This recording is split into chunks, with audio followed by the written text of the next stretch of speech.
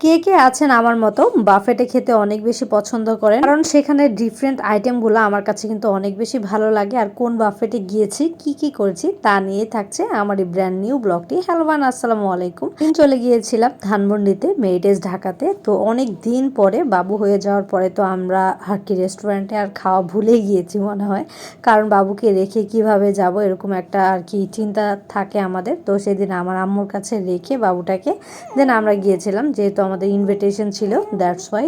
আমার কাছে অনেক বেশি ভালো লাগছিল, ওদের অ্যাম্বিয়েন্স থেকে শুরু করে ইন্টেরিয়র সব কিছুই তো অনেক সুন্দর ছিল। আমার জন্য হচ্ছে এটা ফার্স্ট টাইমের মতো যাওয়া এই বাফেটে।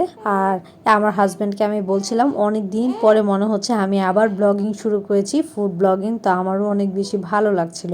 আর ওদের সব কিছু খুব পরিপাটি ছিল, আর হচ্ছে নিট অ্যান্ড ক্লিনও ছিল। আর যে এতগুলো মানুষ দেখছেন এগুলো সবাই ছিল হলো ওই যে আমার বড় ভাবি, মানে হলো আমার হাজব্যান্ডের বড় ভাইয়ের বউ, হতো ওদের ফুল ফ্যামিলি। তো এই যে আমাকে পরিচয় করে দিচ্ছে, যেহেতু এর আগে হলো আমার পরিচয় হয়নি কারোর সাথে।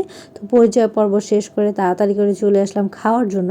তো খাওয়া দেখে তো আমি তো সুপার এক্সাইটেড, কোনটা রেখে কোনটা খাবো। বাফেটে গেলে অলওয়েজ আমার সাথে এরকমই হয়, মানে তারপরে আমি কোনো কিছুই খেতে পারি না, কারণ আমি একদম পাজল হয়ে যাই, মানে কোনটা রেখে কোনটা ধরবো আর কি। এই তো তারপর আস্তে আস্তে করে নিয়ে নিচ্ছিলাম কোনটা খাবো। তো এই যে আমার পছন্দ মতো আইটেমগুলো নিচ্ছিলাম। তো আমি চিন্তা করেছি কোনো ওয়েস্ট করব না, একটু একটু করে নিব। তো যতটুকু পারি ততটুকু খাবো, আর না পারলে নাই, সব কিছু নেওয়া লাগবে। আর নিয়ে নিয়ে ওয়েস্ট করা লাগবে, এটা কিন্তু খুব বাজে একটা জিনিস। তো এটা আমি রিকোয়েস্ট করব সবাইকে, যে বাফেটে খেতে যাচ্ছেন ওকে ফাইন, বাট খাবারটা নষ্ট করবেন না, কারণ আপনার হচ্ছে টাকা দিয়ে কেনার ক্ষমতা আছে, আরেকজনের কিন্তু নাও থাকতে পারে। তো এই তো আমার একটা মেসেজ দেওয়ার দরকার ছিল, যে এই তো আমরা যতটুকুন পারি ততটুকু খাবো, আর না পারলে না। আবার খালি বেশি বেশি নিব আর ওয়েস্টেজ করবো, এটা কিন্তু কোনো ভদ্রতার লক্ষণ না। আর আমার হাজব্যান্ড দেখেন সুন্দর মতো সব কিছু নিয়ে সে কিন্তু ফিনিশ করেছে।